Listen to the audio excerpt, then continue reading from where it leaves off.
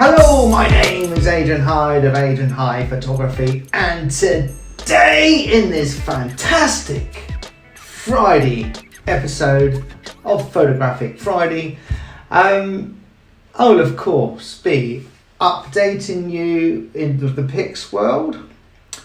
What else is there?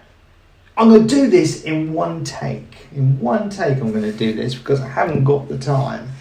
So let's get the glasses on. So yeah, we have the PICZ update as always, and then I'm going to do a demo droplet, and then in the chat time, I'm going to look at the airports. Last week I looked at the aeroplane industry, aviation industry, and I was interested in seeing the boneyards.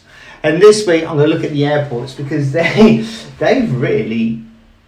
not having a good time at the moment. And then I'll look at my other favourite observation, my favourite thing at the moment, which is every now and again just look at the webcams of Venice and just see how many people are around. There's been definitely more people walking around. And after that we will finish. But first of all, I'd like to say a big thanks to Ed and Steve. You know who you are, and I know you watch, and anyone else who can sit through me babbling away. I do it mainly for my own pleasure, and if anyone wants to watch, then this is good. So the first thing that we will definitely get up to, because most people who watch this are interested in this and not interested in much else really. So let's get into the screen. Now, should I put me up here? Hello. Right, let's get that over there. I'll put that. I want to put that. I'll put that side. Then it looks like I'm looking into the school. I don't look too bad actually. Oh, improvement. Okay, so let's get this screen over and take a. See how well prepared I am with this. Oh. Confirm Charles Adrian Hyde. Alright, let's get rid of that. That then should come over. Close that. Bring this over. Put it in the screen, and then we should be able to zoom into this. And then we can just go through what's going on, and I haven't done it. June should be enough, so it's just really next week. So when this comes out, this will be running when this comes out. So Friday 8th of May, we've got the GIF course with Steve, my main man. Then we've got I've zoomed off, never mind. We've got what else we got after that? We've got a GIF session, and we've got the micro session with Joshua. He's running that. Then May 12th, we've got long exposure results. And then the 27th of May, we have the self-portrait portfolio. That is what's happening there. So that is pretty much the update of the PICZ, what's happening this week and towards the end of the month. So we can now get rid of that. So this droplet, actually, you know what? I'll do this because this is how I. What can I do? Let's just take a photo of me in a screen, because let's push this up when it saves. Because the computer's going to start running really slow now. So what I've been doing a lot lately, and this is ideal for this is ideal for looking what I'm going to show is really ideal for if you need to do something on a real regular basis, and you can even batch process things with droplets. So first of all, we're going to go into going to make a file a little bit of a workflow first. So first of all, we'll just make a new folder, and we will just make this temporary folder. And this will be if you batch process a lot of folders. So that goes like that. Then we'll make the droplet, which we'll put here. And then after that, we will have where it's going to save to. Okay, so we have to make this first. So we'll just put JPEGs. Because what I'm finding is that I'm saving a lot at the moment. I'm saving a lot of screenshots that I need to convert to JPEGs, and it's this. I have to do this mechanism every single time. I thought, well, I must do it every time. So I thought, well, why not show you how to make a droplet? And not many people know what the droplets are. So I'm going to open this image up. I'm going to open it up in Photoshop. Actually, no, I'm going to copy it first. Let's copy it. Where do I? There's a copy of it there. I'm going to push that over to one side. And I'm going to, with this image here, I'm going to open up Photoshop. Okay, here's that image. And you can't see me now. No, that's probably a good thing actually. Okay, so with this image here, all I'm going to do is I'm going to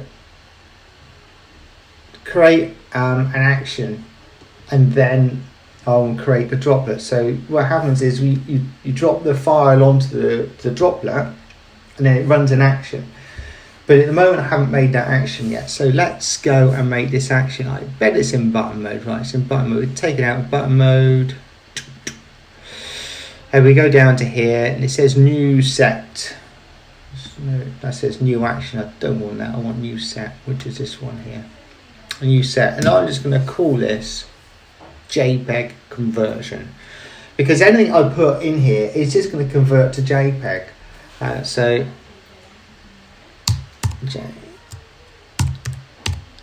JPEG conversion.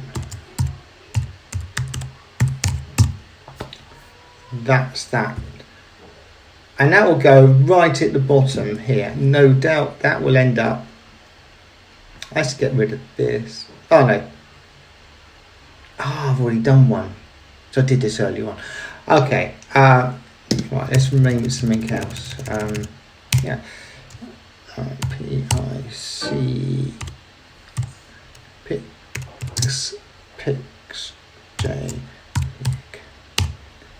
So that's the one. That's a new droplet we're going to do. That I'm going to copy that because it saves you doing it. But okay, and it will now save it here. Let's close this. Let's close this. It's going to be here. Okay. So now in that there, I'm going to now create an action. Now it's going to be the conversion.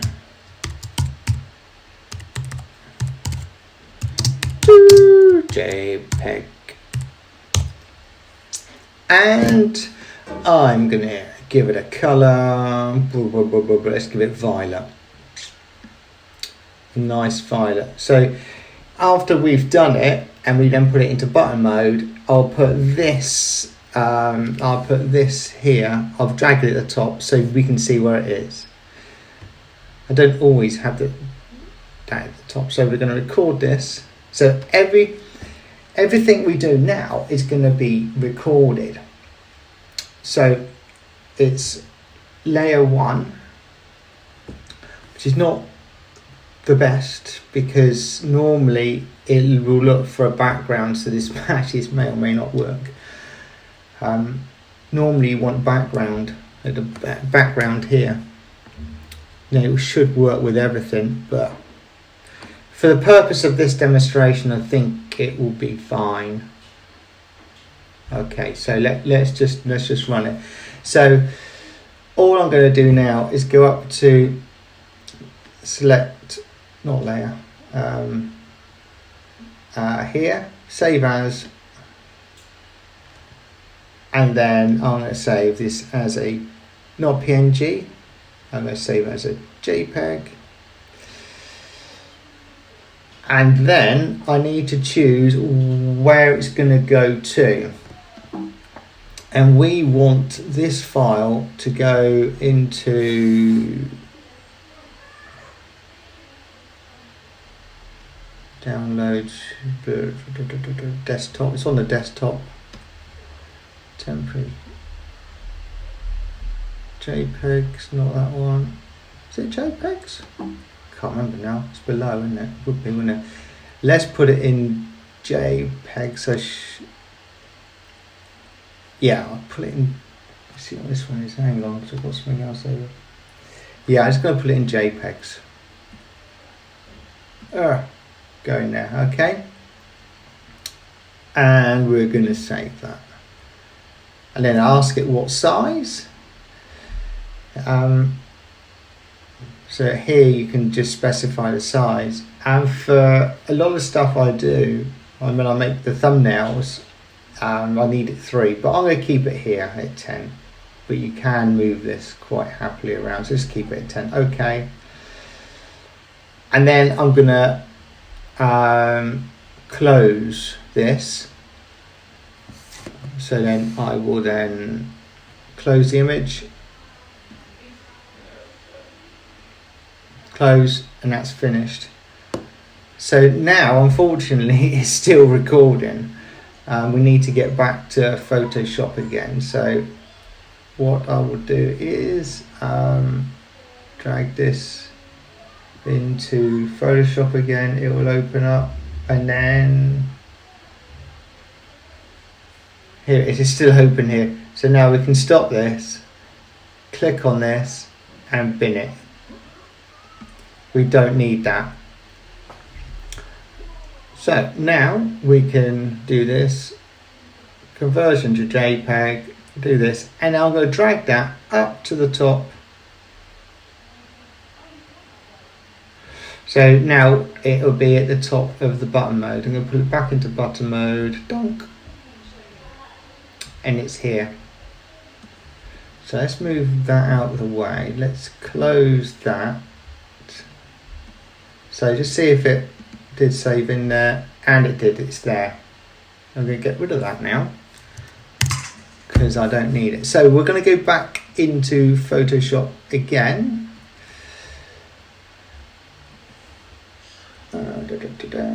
Photoshop again. That's the open image. Let's move me down so you can see what's going on. So now we need to automate this process and make the droplet, which will it will end up going in here. So we can either just pick up the folder and then drop it onto here, or we can then batch process a load, put it in a temporary folder, and then just pick that up and then just drop it on. It will do the same thing because it will just go back and run that action. So let's create this droplet. So we're going to go into File, Automate, and here we have our scripts. Create droplet. It's here. And where it is over there, look. Da, da, da, da. Now we can choose here, save droplet in, choose. We want it on the desktop, but you can put this anywhere you like. I'm going to put it on the desktop so I know where it is.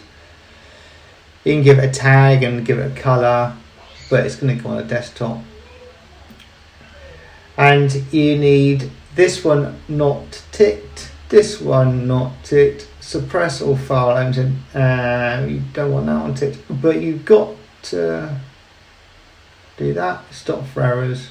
That's pretty much it. Destination, because we have already in this particular action told it where it's going to save, we don't have to do anything with this. for me, it's the easiest way.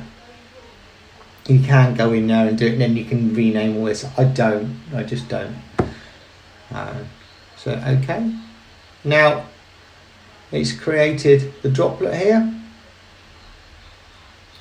So then we can then just put that there. Right, so we will now close Photoshop, and I can have this open. Yeah, so I have this open. There's nothing in here. So we've got a couple of choices here. Is there anything in the temporary folder? Nothing in the temporary folder. So this is this here. This one here is this one here. There's nothing in there. We can do this. We can pick this up and put it on there, and it will run it, close it, and it will get that in here. And now it's converted it to a JPEG. Let's get rid of that. And just to prove it has gone, let's get rid of empty the bin. Empty the bin. Come on, be nice. There we go, empty the bin. Okay, but the other way of doing it is we can put it into here, which is now here. This is now, if I bring it up, it should be a PNG folder. It's a PNG here. So I just pick this up here and then just drop it in. It will then run Photoshop, close it, just get rid of that, and it's in here as a JPEG here. So that is that. So I think that's quite, for me, it's a really powerful tool, that is. Because it just converts everything really, really quick. And why is this not opening in Photoshop? Just open up. So all I want to do is get rid of that. Well, it's gone now. Okay, so get rid of all this now. Just get rid of all that. Dun dun dun. Because I can make that again later. I've been done this. Now it's for the chat time. So basically, this is now just where I'll just play and chat away for a little while and see what's been going on in the world. Let's start with this. It's United, and this caught my eye, and it was just. It was quite not exactly frightening, but you look at this. On a typical day, 120,000 people now would fly in a normal day through this airport, and now there's I'll play it. At O'Hare International Airport, once one of the world's busiest airports. Now some areas feel like a ghost town. The airlines are crippled and employees face an uncertain future. WGN's Ben Bradley had exclusive access inside the operations of Chicago's hometown airline for a look at the impact. Pre-pandemic, flyers frequently complained about cramped cabins, baggage fees, and delays. Now, next to no one is flying. United Airlines is one of the biggest employers in our area, with nearly 16,000 people in Chicago and 90,000 around the globe. They've been through turbulent times before, but never quite like this. It's often been said O'Hare is Chicago's economic engine. Well, these days, the airport has engine trouble. Typical day for me is to come in, you walk down the concourse here, and there are thousands of people. Today, you walk down the concourse, it's empty. That is so eerie.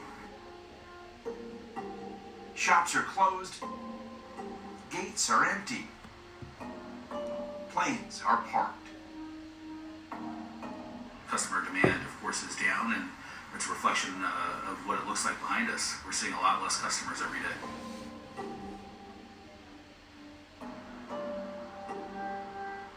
In May, United will operate just 10% of its pre-pandemic schedule.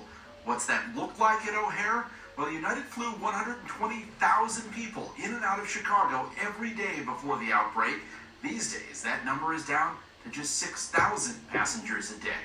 Demand has dropped off in that it's gone from load factors in the 80s, 90s, overbookings to virtually under 10% on many of our flights. Onboard planes, since this video was shot, United is now requiring flight attendants to wear masks on nearly empty aircraft. The fewest amount of people I've had were 2, and so we had more flight attendants than we had people on board, so everyone had 2 flight attendants for themselves. Do they have these boarded on the aircraft? In the cockpit, pilots are given kits to wipe down controls. Circling, waiting for a slot to land, well, that's a thing of the past. O'Hare is so quiet, 2 runways have been taken out of service. Captain Ann Foley says she can hear the silence. I sometimes feel like, are we on the wrong frequency? Because there's nobody talking, or there's nobody out there. You're the only one, or you're looking down towards the runway, and there might be 2 planes ahead of you. United is certainly not alone in feeling the pain caused by the COVID-19 virus. The federal government has stepped in, ensuring that airline employees will be paid through the end of September. But no one knows how quickly the demand for air travel will return. By order of the Transportation Security Administration, United reported a $2.2 billion loss in the first quarter. The airline's CEO and president sent a message to employees in mid-April saying, "The challenge that lies ahead for United is bigger than any we have faced." They expect demand to remain suppressed for the remainder of 2020 and likely into next year. And they braced people for cuts, writing, "There are tough decisions ahead. The workforce will be smaller than it is today, likely starting when government subsidy restrictions are lifted as early as October 1st. We asked the man in charge of United's operations at O'Hare what recovery may look like. 9/11 was an immediate shock, if you will, and things started to recover, albeit differently, depending on where you were around the country. The fuel crisis in 2008, the recession, etc. I think those were all different from this one. This one seems to be, a very immediate shock, but also appears to be, it's going to take a little bit of time. I think a vaccine is going to be absolutely key for us to get customers and people, throughout our communities feeling better about the current situation. The quiet of O'Hare's terminals echoes out onto the airfield. I've worked for United Airlines for 25 years, and I've actually never seen anything like this. Joe Lammerman is a United ramp service worker who doubles as a photographer for the airline. His images capture this unique and uncertain moment for aviation. When you work out here on the ramp, you kind of have to have your head on a swivel. There's so much action going on, and right now, as you can see, it's quiet. Industry trade group Airlines for America is reporting the average domestic flight carried 10 to 15 passengers, and future bookings for all airlines are down 97%. Turbulent times, and the recovery for aviation could take years. Ben Bradley, WGN Investigates. Quite a tour, Ben. See that bright brain full of activity? That's a healthy. That in itself, I think, is quite frightening. It's worrying. It's really worrying. And the knock-on effect, I'm just going to run this and have a little chat. Look at all these people here. But the knock-on effect of all of this is it's the jobs that you don't see. And for me, that's the real worrying part. It's never the first that you think, but then you have the aviation industry, and I've just taken this industry as once because it was hard hit in 9/11 and never really recovered after that. Although it was a little bit different. But you think now the amount of engineers that aren't going to be needed to make the aeroplanes, and the airports now are really obviously affected. And it's the people who even make the food, who supply the beer, who supply everything. There's someone's job, and it's really worrying. The knock-on effect of this is just, and you see things like this, and I don't think. I don't quite know how things are going to improve or even get better, or even how to contemplate coming out of this. And it's worrying. It's different times, and God help us if we have to do this again next year. I watched the webcams quite a lot, and I was quite fascinated when it first started off. I was watching, seeing there's no one there. All right, it's okay. There's one person there running, but here a load of people just came off, and they're here now. But yeah, it's for me. It's just such strange times. There's a lot of people here. This is vastly improved. Well, I say improved. It all depends how you look at it. There's more people out, and I've watched this several times and several different times during the day as well. And yeah, it's but there's no one here now. No. Oh, there's one person there. Anyway, back to this camera now. I think I've babbled on enough, and yeah, I hope you enjoy watching this as much as I enjoy videoing it. If you've made it this far, then thank you so much. Yeah, it means a lot. It means a lot to me to actually see that people are coming along with me on this journey, and yeah, I just thank you very much. Okay, so until next time, I'll see you soon. Bye bye for now. Hello.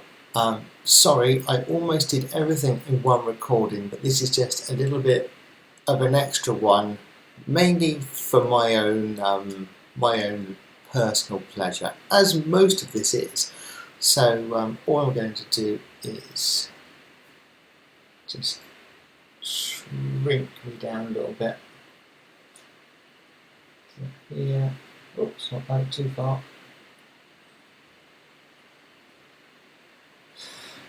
And also I'm going to use these as well, try as an experiment, see if it reduces the noise over there. So the main reason why I wanted to bring this up is because of this.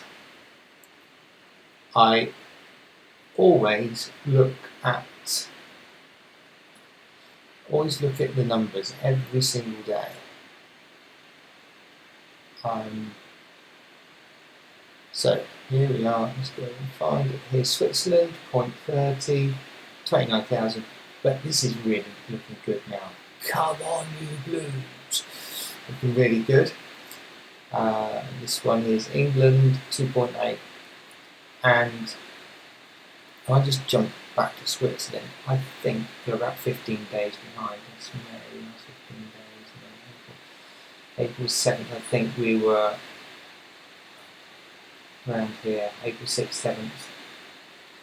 7th. So England is about a month behind us, and this is Italy. They are still 0.65.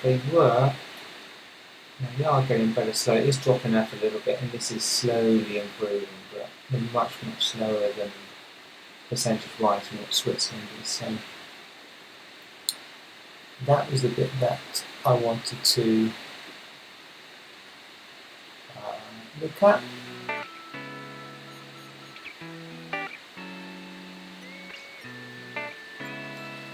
So, thanks very much for watching. I'll see you again all soon. Until next time, I'll see you soon. Bye-bye.